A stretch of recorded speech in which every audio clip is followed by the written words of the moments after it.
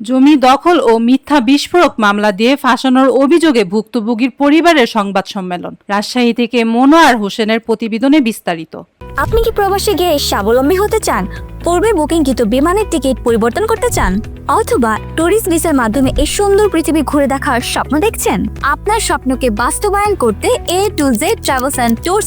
রাজশাহীতে এক পরিবারের জমি জবরদখল করে রেখেছে সন্ত্রাসী বাহিনী। জমি দখলমুক্ত করতে গেলে দেয়া হয় বেদম মার। সেই মার ধরে বাদ পড়েনি পরিবারের নারীরাও।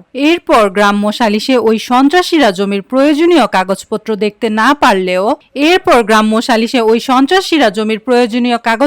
দেখাতে না পারলেও জমির দখলমুক্ত করতে বলেন গ্রাম্য মাতব্বররা। শেষে ভুক্তভোগীর পরিবারকে আরো নাজেহাল করতে পতিত আওয়ামী লীগের বিরুদ্ধে করা মামলার শেষের দিকে 170 নম্বর আসামি করা হয় ওই পরিবারের জালাল উদ্দিনকে। সোমবার 13 মে বেলা 11:30টায় রাজশাহী বরেন্দ্র প্রেস ক্লাব মিলনায়তনে এমনই অভিযোগ তুলে সংবাদ সম্মেলন করেছেন ভুক্তভোগী পরিবারের সদস্যরা।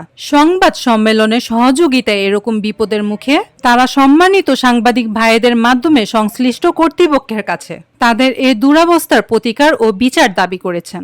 তারাই আমলিক করে, তাদের বাসায় 5 আগস্টের দিন হচ্ছে ভাঙচুর করছিল। আমাদের তো বাসা কোনোদিনও কেউ আসি কিছু বলেনি, কারণ আমার হাজবেন্ড তো কারোর সাথে ওঠা বসাই করে না। মানুষ আপন খালাই তো ভাই সব আমার পাশে বাড়ি, তারাই জমে কেটে এসে এইগুলি করেছে। আপনার জমি জমা সংক্রান্ত কোনো মামলা করেছেন? মামলা ওরা 26 টেলিভিশন, মাতৃভূমির বন্ধনে।